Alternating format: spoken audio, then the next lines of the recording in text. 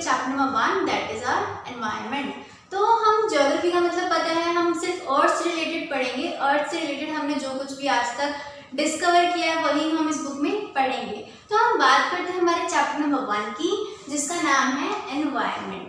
तो आपको पता है जो एनवायरनमेंट वर्ड है वो हमारे फ्रेंच शब्द से डिराइव्ड है, वहाँ से निकला है, और उसका मतलब होता है सराउंडिंग या नेबरहुड। यानी कि एनवायरनमेंट मतलब होता क्या है, किसी भी लिविंग ऑर्गेनिज्म को उसकी जो सराउंडिंग होती है, चाहे उस सराउंडिंग में कोई पीपल है, प्लेस है, थिंग्स हैं, उन सभी चीज़ों को मिला के हम कहते हैं वो उसका एनवायरनमेंट है। तो अगर हम इसकी डेफिनेशन देखें कि एनवायरनमेंट क्या होता है, environment means that people, place, thing and nature that surround any living organism, उसी को हम कहते हैं वो उसका एनवायरनमेंट है। अगर इसके मैं एक एग्जाम्पल लूँ, जैसे कि अगर मान लीजिए एक चाइल्ड है, वो बहुत अच्छे घर में रह रहा है, उसकी ग्रोथ काफ़ी अच्छी है, उसे फूड बहुत अच्छा प्रोवाइड हो रहा है, तो हम बोलते हैं वो बहुत अच्छे एनवायरनमेंट से है। एज कम्पेयर टू एक ऐसा चाइल्ड है जो मैलनरिश्ड है और वो एक ऐसे घर से बिलोंग करता है जहाँ उसे अच्छे से फूड नहीं मिल रहा, उसकी ग्रोथ नहीं हो रही, तो हम क्या बोलते हैं, शायद उसका एनवायरनमेंट ठीक नहीं है। तो आप समझ गए एनवायरनमेंट का मतलब क्या है, किसी भी लिविंग ऑर्गेनिज्म की सराउंडिंग। तो हमने ये देखा इस चैप्टर का मतलब क्या है, एनवायरनमेंट का क्या मतलब है। अब हम देखते हैं एक फ्लो चार्ट में कि आपको इस पूरे चैप्टर में क्या पढ़ना है। तो मेनली आपको इस पूरे चैप्टर में पढ़ना है कॉम्पोनेंट ऑफ एनवायरनमेंट के बारे में, जिसमें आपको सिर्फ 3 चीज़ें पढ़नी है। पहला, नेचुरल एनवायरनमेंट क्या होता है, सेकेंड, ह्यूमन मेड एनवायरनमेंट क्या होता है, थर्ड, ह्यूमन के बारे में हमें पढ़ना है। तो पहले हम देखते हैं हमारे कंपोनेंट ऑफ एनवायरनमेंट का पहला point, that is natural environment क्या होता है। तो आपको पता है नेचुरल एनवायरनमेंट क्या होता है, जो कि हमारी प्रकृति में होता है, जो कि नेचुरल है। इसके हम 2 कंपोनेंट्स के बारे में जानेंगे, पहला biotic and second is abiotic factor. तो बायोटिक यानी कि बायो का क्या मतलब होता है, बायो का मतलब होता है लिविंग का मतलब जिसमें जान होती है, जिसमें लाइफ होती है। एंड एबायोटिक का मतलब होता है जिसमें कोई जान नहीं है, जो कि नॉन लिविंग है। यानी कि हम पढ़ रहे हैं जो कि नेचुरल तो है पर इसमें कोई भी लाइफ नहीं है, वो है एबायोटिक, और जो नेचुरल है और उसमें लाइफ है उसे हम बोलेंगे बायोटिक फैक्टर्स। तो बायोटिक का अगर मैं एग्जाम्पल लूँ तो हम ह्यूमन बींग्स हैं, प्लांट्स हैं, एनिमल्स हैं, हम सब बायोटिक से बिलोंग करते हैं as compare to abiotic, like land, water, air, ये सब भी नेचुरल है बट इसमें कोई जान नहीं है, इसमें लाइफ नहीं होती। तो ये तो हमने देखा 2 फैक्टर जो कि हमें नेचुरल एनवायरनमेंट के अंदर पढ़ने हैं। और क्या पढ़ना है, हमें पढ़ना है लिथोस्फीयर, जहाँ पे हम चल रहे हैं, जहाँ पे हम अपने काम कर रहे हैं, जहाँ पे हम एग्रीकल्चर कर रहे हैं, इसे हम बोलते हैं लिथोस्फीयर, यानी लैंड के बारे में हम पढ़ेंगे। फिर हम पढ़ते हैं हाइड्रोस्फीयर यानी वाटर बॉडीज, जितनी भी वाटर बॉडीज हैं वो हमारी हाइड्रोस्फीयर के अंदर आती हैं, जैसे कि ओशन है, पॉन्ड्स हैं, रिवर्स हैं, ये सारी चीज़ें हम हाइड्रोस्फीयर में पढ़ेंगे। यहीं से हम लिविंग ऑर्गेनिज्म को वाटर भी मिलता है और बाकी काम के लिए भी हमें वाटर चाहिए होता है। नेक्स्ट हम पढ़ेंगे एटमॉस्फेयर के बारे में। तो हमें सांस लेने के लिए क्या चाहिए होती है, एयर। तो एटमॉस्फेयर वाले पार्ट में हम एयर के बारे में पढ़ेंगे। और लास्ट में हम पढ़ते हैं बायोस्फीयर के बारे में। तो बायोस्फीयर क्या होता है, जब हम इन तीनों चीज़ों को मिलाते हैं, that is lithosphere, hydrosphere, atmosphere, तो इन तीनों चीज़ों को मिला के बनता है हमारा बायोस्फीयर। बायोस्फीयर वो जगह है जहाँ पे कोई भी लाइफ एग्जिस्ट कर रही है, जैसे कि हम ह्यूमन बींग्स हैं या कुछ लिविंग ऑर्गेनिज्म है। हमें जिंदा रहने के लिए क्या चाहिए, हमें पहला चाहिए land, that is lithosphere, second हमें चाहिए water, that is hydrosphere, third हमें चाहिए सांस लेने के लिए हवा, दैट इज एटमॉस्फेयर। जब ये तीनों चीज़ें मिल जाती हैं इसे हम बोल देते हैं हमारी बायोस्फीयर, वहीं पे लाइफ एग्जिस्ट होती है। तो ये बात हमने करी नेचुरल एनवायरनमेंट के बारे में कि नेचुरल एनवायरनमेंट में हमें क्या पढ़ना है। अब हम देखते हैं ह्यूमन मेड एनवायरनमेंट के बारे में क्या पढ़ना है। तो ह्यूमन मेड यानी कि जो ह्यूमन से बनाया है, मानव निर्मित है, मानव ने खुद से बनाया है। तो स्टूडेंट्स क्या होता है, टाइम टू टाइम जो हमारा ह्यूमन है वो नेचुरल एनवायरनमेंट का, नेचुरल चीज़ों का यूज़ करके अपने यूज़ के अकॉर्डिंग उसे मॉडिफाई करते रहते हैं। फॉर एग्जाम्पल एग्जांपल हमने पेड़ की लकड़ी ली, उससे हमने क्या बना लिया, हमारे मेज बना लिए, टेबल बना लिए। तो ये हमने कुछ मॉडिफिकेशन कर दी। हम इसके अंदर इस चैप्टर में बहुत सारी चीज़ें पढ़ेंगे, किस तरीके से ह्यूमंस ने क्रॉप्स प्रोडक्शन करना सीखा, एनिमल्स का रियरिंग करना सीखा, उनका पालन करना सीखा, व्हील इन्वेंट किया, बार्टर सिस्टम उन्होंने अडॉप्ट किया, और parks, roads, bridge, buildings, monuments, ये सारी चीज़ों का निर्माण किस तरीके से किया है। तो ये बात हमने करी ह्यूमन मेड एनवायरनमेंट, जो कि इंसानों ने बनाए हैं। अब हम बात करते हैं हमारे third component, that is human. तो आपको भी पता होगा क्या कोई ह्यूमन हमेशा अलग अलग रहते हैं? हम लोग कुछ ग्रुप्स में रहते हैं, हम लोग कुछ कम्युनिटी में रहते हैं, हम लोग अलग अलग बेसिस पे रहते हैं। जैसे कि कुछ रिलीजन है, कुछ रिलीजन, पर्टिकुलर रिलीजन के लोग अलग रहते हैं, कुछ कम्युनिटीज़ के लोग अलग रहते हैं, कुछ हमारा एजुकेशनल सिस्टम है, हम स्टडी के लिए अलग से मान लीजिए जाके पढ़ाई कर रहे हैं। तो ये अलग अलग ग्रुप्स के फॉर्म में हम देखेंगे। फॉर एग्जांपल फैमिली, हम अपनी फैमिली में रह रहे हैं, कम्युनिटी, रिलीजन, एजुकेशन। तो ये कुछ बातें थी ह्यूमन के बारे में। यानी कि आपने देखा इस पूरे चैप्टर में हमें कंपोनेंट्स ऑफ एनवायरनमेंट के बारे में पढ़ना है, natural environment, human made environment and human. और स्टूडेंट्स, जब आप इन तीनों चीज़ों को मिला देते हैं, ये तीनों चीज़ें जब आपस में इंटरेक्शन करती हैं, इसको हम पढ़ेंगे इकोसिस्टम में।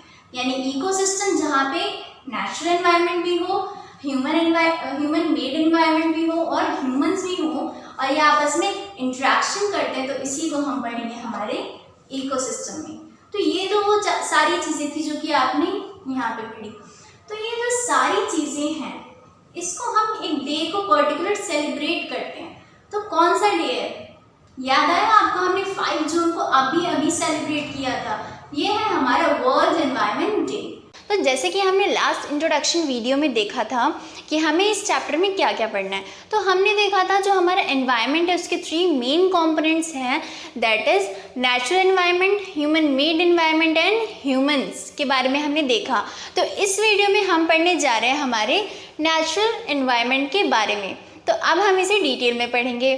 तो नेचुरल एनवायरनमेंट के बारे में आपने 2 कंपोनेंट्स देखे थे, that is biotic component and abiotic component. तो बायोटिक क्या होते हैं? बायो मीन्स लाइफ, यानी कि यहाँ पे क्या होती है, लाइफ एग्जिस्ट होती है, यानी जितने भी लिविंग ऑर्गेनिज्म हैं वो बायोटिक में आते हैं। और एबायोटिक मतलब जिसमें लाइफ एग्जिस्ट नहीं करती, जिसमें कोई भी जान नहीं होती, वो है हमारे एबायोटिक कंपोनेंट्स। डेफिनेशन हम देखें तो it comprises of living organisms, living organism से बनते हैं biotic. It comprises of non living elements. अगर हम बायोटिक का एग्जाम्पल देखें तो प्लांट्स, और नॉन बायोटिक का एग्जाम्पल देखें तो हमारा लैंड। तो जैसे कि आप देख सकते हैं, बेशक लैंड है या प्लांट, दोनों क्या है, हमारे नेचुरल एनवायरनमेंट का हिस्सा है, पर प्लांट हमारा लिविंग है तो हमने बोल दिया बायोटिक, और हमारा जो लैंड है वो नॉन लिविंग है तो हमने कह दिया वो है एबायोटिक कंपोनेंट। ठीक है, तो हमने इनका डिफरेंस देखा। तो आपको पता होगा जो हमने नेचुरल एनवायरनमेंट देखा था, इसके हमने 4 मेन डोमेन्स पढ़े थे। फर्स्ट हमने देखा lithosphere, then hydrosphere, atmosphere and biosphere. अब हम बात करते हैं हमारे लिथोस्फीयर के बारे में कि लिथोस्फीयर क्या होता है। तो जो लिथोस्फीयर होता है वो हमारी अर्थ का सॉलिड क्रस्ट होता है, सॉइल वाला रॉक से मिलके बना होता है ये वाला पार्ट। और ये किन किन चीज़ों से मिलके बनता है? ये हमारा मिलता है रॉक से एंड मिनरल से। ओके, अगर हम इसकी डेफिनेशन देखें, lithosphere is the solid crust और the land top layer of the earth. और किन चीज़ों से मिलेगा? It is made up of rocks and minerals and covered by a thin layer of soil. तो ये हमने देखा लिथोस्फीयर के बारे में। और जो हमारा लिथोस्फीयर होता है वो हमेशा सेम नहीं होता, फ्लैट नहीं होता। जो हमारी लैंड होती है ये काफ़ी इरेगुलर होती है, जैसे कुछ माउंटेन्स हैं, कुछ वैलीज़ हैं, प्लेन्स हैं, प्लेट्यूज़ हैं। तो आप देखते हैं इन सब का जो शेप और साइज़ है ये काफ़ी इरेगुलर है, हमेशा सब कुछ सेम नहीं होता है। So it is an irregular surface with various land forms such as mountains, plateaus, plains etcetera. तो हमने ये देखा लिथोस्फीयर क्या होता है। अब लिथोस्फीयर से हमें क्या क्या चीज़ें प्रोवाइड होती हैं। तो हम जो ह्यूमन बींग्स हैं, हम कहाँ रहते हैं? लैंड पे रहते हैं, यानी जो ह्यूमन सेटलमेंट्स हैं ये भी हमें लिथोस्फीयर प्रोवाइड करता है।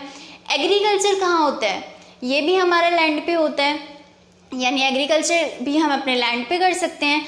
एनिमल रियरिंग या एनिमल ग्रेजिंग भी हम यहीं करते हैं, और लैंड से हमें डिफरेंट टाइप के मिनरल्स मिलते हैं। तो lithosphere provide us forest, grasslands for grazing, land for agriculture, human settlements, minerals etcetera. यानी कि आपको लिथोस्फीयर में पहली चीज़ याद करनी है कि लिथोस्फीयर क्या है। सेकंड क्वेश्चन यहाँ से आ सकता है कि लिथोस्फीयर हमें क्या क्या चीज़ें प्रोवाइड करता है। तो लिथोस्फीयर के ये 2 पॉइंट आपको पता होने चाहिए। अब हम पढ़ते हैं हाइड्रोस्फीयर के बारे में। हाइड्रोस्फीयर जहाँ पे हम वाटर की बात करेंगे, तो जो हमारा हाइड्रोस्फीयर होता है वो अलग अलग वाटर बॉडीज से मिलके बना होता है, जैसे कि पॉन्ड्स, रिवर्स, लेक्स, ओशंस, इन सारी चीज़ों से मिलके हमारा बना होता है हमारा हाइड्रोस्फीयर। अगर हम इसकी एक डेफिनेशन देखें, it comprises various sources of water and different type of water bodies like river, lakes, seas, oceans etcetera. तो हमने देखा जो हमारा हाइड्रोस्फीयर है वो किन चीज़ों से मिलके बना हुआ होता है। अब हम देखते हैं हाइड्रोस्फीयर प्रोवाइडर्स, हाइड्रोस्फीयर से हमें मिलता क्या है। तो स्टूडेंट आपको पता है हमारे लिए हाइड्रोस्फीयर यानी वाटर हम सबके लिए कितना इम्पॉर्टेंट है, तो आपको पता ही होगा इसका हमारे लाइफ में क्या क्या यूज़ है। जैसे कि वाटर का जो सरफेस है वो हमें ट्रांसपोर्टेशन प्रोवाइड करता है, इससे हमारा डेली यूज़ का सारा काम होता है। तो देखें ट्रांसपोर्टेशन डोमेस्टिक यूज़ में हमारे काम आता है, फार्मर्स के लिए इरिगेशन में काफ़ी इम्पॉर्टेंट रोल प्ले करता है हमारा हाइड्रोस्फीयर। तो ये बात थी हाइड्रोस्फीयर के बारे में। तो आपने देखा हाइड्रोस्फीयर क्या है, और सेकंड पॉइंट हमने देखा कि हाइड्रोस्फीयर हमें क्या क्या चीज़ें प्रोवाइड करता है। अब हम बात करते हैं हमारा एटमॉस्फेयर क्या होता है। तो स्टूडेंट जो एटमॉस्फेयर होता है, हमारी जो अर्थ है, हमारा जो एटमॉस्फेयर एक ब्लैंकेट की तरह हमारे अर्थ को पूरा सराउंड किए हुए हैं, वो हमारा एटमॉस्फेयर कहलाता है। पर एक क्वेश्चन है, जैसे कि आपको पता है जो हमारी अर्थ है वो रोटेट भी होती है, रिवॉल्व भी होती है, तो ये जो हमारा एटमॉस्फेयर है वो किस तरीके से हमारी अर्थ से अटैच है। तो जैसे कि आपने सुना ही होगा ग्रेविटी के बारे में। तो जो हमारा ग्रेविटेशनल फोर्स है वो सिंपल भाषा में अगर मैं आपको बताऊं होता क्या है, हमारे जो जितनी भी ऑब्जेक्ट्स हैं हमारी अर्थ पे, जो हमारा अर्थ है वो उन सारे ऑब्जेक्ट्स को अपनी तरफ अट्रैक्ट कर रहा है, ठीक है। तो इसी तरीके से जो हमारा एटमॉस्फेयर है, हमारी अर्थ ने उसको अपनी साइड पे अट्रैक्ट किया हुआ है, इसीलिए हमारी जो अर्थ है उसके अराउंड हमारा एटमॉस्फेयर है। तो एटमॉस्फेयर को हम देखें, atmosphere is the thin layer of air that surrounds the earth. एक थिन लेयर है एयर की जो हमारे अर्थ को सराउंड कर रही है। The gravitational force of the earth holds the atmosphere. तो जो हमारी ग्रेविटी है उसने एटमॉस्फेयर को अच्छे से होल्ड किया हुआ है। और हमारा जो एटमॉस्फेयर है किन चीज़ों से मिलके बना है, ये अलग अलग गैसेस से मिलके बना हुआ है, कुछ डस्ट पार्टिकल से मिलके बना हुआ है। जैसे कि हमें पता है ऑक्सीजन, कार्बन डाइऑक्साइड, नाइट्रोजन, इन बहुत सारी गैसेस का मिश्रण है हमारा atmosphere. It consist of number of gases, dust and water vapour. तो इन सारी चीज़ों से हमारा जो एटमॉस्फेयर है वो मिलके बना है। तो एटमॉस्फेयर का जैसे कि हमने देखा हाइड्रोस्फेयर हमें कुछ प्रोवाइड कर रहा है, एटमॉस्फेयर क्या हमें कुछ प्रोवाइड करता है? हाँ जी, हम सांस कैसे लेते हैं? हम एयर की वजह से ब्रीदिंग कर पाते हैं। और भी इसकी क्या क्या फंक्शंस हैं? It protects us from the harmful rays, scorching heat of sun. जो सन की हार्मफुल रेज है उनसे हमें प्रोटेक्शन प्रोवाइड करता है। Change in the atmosphere produce changes in the weather and climate. जिस तरह से एटमॉस्फेयर में चेंजेस होते हैं उसी तरीके से हमारा वेदर और क्लाइमेट चेंज होता जाता है। तो हमने देखा कि हमारा एटमॉस्फेयर क्या है और हमने इसके 2 इम्पॉर्टेंट बातें देखी किस तरीके से हमारी हेल्प करते हैं। पहला, हार्मफुल रेज से हमें बचाता है, और सेकंड हमने देखा इसी से हमारा जो वेदर है और क्लाइमेट है काफ़ी ज़्यादा अफेक्ट होता है। तो ये बात हमने करी एटमॉस्फेयर के बारे में। अब हम बात करते हैं हमारे बायोस्फीयर के बारे में। बायोस्फीयर, अगर हम बायोस्फीयर की बात करें तो बायोस्फीयर में हमारा लिथोस्फीयर, हाइड्रोस्फीयर, एटमॉस्फेयर, जब ये तीनों चीज़ें आपस में इंटरेक्ट करती हैं तो हमारा बायोस्फीयर बनता है। यानी एक ऐसा नैरो जोन है जहाँ पे ये तीनों चीज़ें आपस में इंटरेक्ट करती हैं। और आप ही सोचिए, जब ये तीनों चीज़ें आपस में इंटरेक्ट करती हैं वहीं पर हमारी लाइफ एग्जिस्ट होती है। किसी भी ऑर्गेनिज्म को, फॉर एग्जाम्पल ह्यूमन्स, एनिमल्स, किसी को भी क्या चाहिए? लैंड चाहिए यानी लिथोस्फीयर, वाटर चाहिए यानी हाइड्रोस्फीयर, एयर चाहिए ब्रीदिंग के लिए यानी कि एटमॉस्फेयर। तो इसी को हम बोलेंगे हमारा बायोस्फीयर। अगर हम इसकी डेफिनेशन देखें, plant and animal kingdom together make biosphere और द लिविंग वर्ल्ड। ये चीज़ें मिलके हमारा लिविंग वर्ल्ड बनाती हैं। It is a narrow zone of the earth where land, water and air interact with each other to support life. ये आपस में इंटरेक्ट करते हैं और हमारी लाइफ एग्जिस्ट होती है। यहाँ पे हमने बात करी है लैंड। लैंड मतलब लिथोस्फीयर, वाटर, वाटर का मतलब हाइड्रोस्फीयर एंड एयर, एयर का मतलब हमारा एटमॉस्फेयर। तो स्टूडेंट्स ये था हमारा बायोस्फीयर। स्टूडेंट्स आज हम पढ़ने जा रहे हैं क्लास 7 की ज्योग्राफी का chapter number 1 that is environment. और आज हम डिस्कस करेंगे हमारे ह्यूमन एनवायरनमेंट के बारे में। तो जो हमारे ह्यूमन बींग्स हैं वो हमारे एनवायरनमेंट से इंटरेक्ट करते रहते हैं, उनको अडेप्ट भी करते हैं और टाइम टू टाइम उन्हें मॉडिफाई करते जा रहे हैं। Human beings interact, adapt and modify their environment. और किस तरीके से वो मॉडिफाई करते हैं अब उसे हम जानते हैं। Human learn new ways to use and change environment. They learn to grow crops. तो पहले के लोगों को क्रॉप प्रोडक्शन के बारे में नहीं पता था, उन्होंने क्रॉप को प्रोड्यूस करना शुरू किया और उसे लर्न किया। डोमेस्टिकेट एनिमल्स, तो जो पहले के लोग होते थे वो क्या करते थे, उनके पालतू जानवर नहीं होते थे, वो क्या करते थे, एनिमल्स को एज अ फूड इनटेक करते थे, उनका शिकार करते थे। अब उन्होंने क्या करा, जो एनिमल्स हैं उनकी रियरिंग करनी भी शुरू की and lead a settled life. तो जो पहले के लोग होते थे वो एक जगह से दूसरी जगह अपनी नीड के लिए जाते थे हमेशा, पर अब उन्होंने क्या किया, एक सेटल्ड लाइफ जीनी शुरू की, यानी कि वहीं पर खेती करी, वहीं पे अपना घर बसाकर वो रहने लगे। इस तरीके से उनके गांव बने, कॉलोनीज बनने शुरू हो गई। द व्हील वॉज इन्वेंटेड, फिर हमारा जो व्हील है उसका आविष्कार होता है। सरप्लस फूड वॉज प्रोड्यूस, तो जो हमारा फूड है वो क्या करते हैं, फूड को प्रोड्यूस करते हैं, उनकी नीड को फुलफिल करता है वो फूड, उसको स्टोर भी करके रखते हैं। उसके बाद से एक्स्ट्रा फूड उनके पास बच जाता है। जब एक्स्ट्रा फूड है तो वो क्या सोचेंगे, उसको बेचने की बात वो सोचेंगे कि हम कुछ चीज़ें बेच सकें, कुछ चीज़ें खरीद सकें। तो अब आपका जो आता है वो आता है आपका बार्टर सिस्टम। तो जब पहले के ज़माने में हमारे पास करेंसी वगैरह नहीं हुआ करती थी, पैसे वगैरह नहीं हुआ करते थे, तो वो क्या करते थे, मान लीजिए आपको सब्ज़ी खरीदनी है, किसी को गेहूँ है उनके पास, तो वो क्या करते हैं, गेहूँ के बदले उनसे सब्ज़ी ले लेते हैं। तो ये होता है आपका बार्टर सिस्टम। एक गुड के बदले दूसरा गुड आप क्या करते हैं, एक्सचेंज कर रहे हैं। तो ये उन्होंने बार्टर सिस्टम को प्रोड्यूस करा, उसको अडेप्ट करा। Trade started, commerce developed, industrial revolution हुआ, इंफॉर्मेशन रिवोल्यूशन होना शुरू हुआ। यानी कि चीज़ों को खरीदना और बेचना, ये जो प्रक्रिया है ये हमारी स्टार्ट हो गई। और जैसे कि आप जानते हैं इंफॉर्मेशन रिवोल्यूशन तो कितनी तेज़ी से बढ़ता आ रहा है और आगे ये कितना ज़्यादा और इसका रिवोल्यूशन हो सकता है हम ये समझ सकते हैं। और तो ये हमने देखा कि कौन कौन से तरीके हैं जो हमारा ह्यूमन हमारे एनवायरनमेंट को अडेप्ट कर रहा है और मॉडिफाई करता जा रहा है। Next, a perfect balance is necessary between the natural and human environment.